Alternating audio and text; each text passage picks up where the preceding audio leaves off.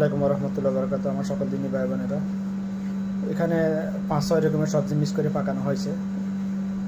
এই সবজিগুলো পাকানোর সময় একটা পোকা রয়ে গেছে। যাই হোক, এই একটা পোকা আল্লাহ পাক আমাকে না দেখাইয়ে এই ছোট্ট একটা পোকা খাওয়ায় নাই। আল্লাহ পাক আমাকে না দেখাই এই ছোট্ট একটা পোকা খাওয়ায় নাই। কিন্তু আজকে মানুষ আল্লাহর নাফরমানি করে, আল্লাহর হুকুম অমান্য করে কত হারাম কত কিছু খাইতেছে। এই পোকাটা হারাম, এই জন্য আল্লাহ পাক আমাকে দেখাই দিচ্ছে।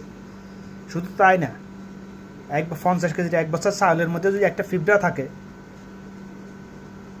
ওই পিঁপড়াটা আল্লাহ পাক কাউকে না কাউকে অবশ্যই দেখাই দিবে।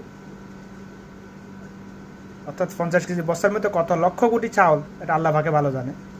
তো এর মধ্যে যদি একটা ছোট একটা পিঁপড়ে যদি থাকে চাউলের মধ্যে, আল্লাহ পাক ওটা না দেখায় আল্লাহ পাকের কোনো বান্দাকে খাওয়ায় নেই আজ পর্যন্ত। এটার প্রমাণ অনেকে জানেন, প্রেশার কম। তো আমি বলতে চাই এই সবজিটা পাকানো হয়েছে,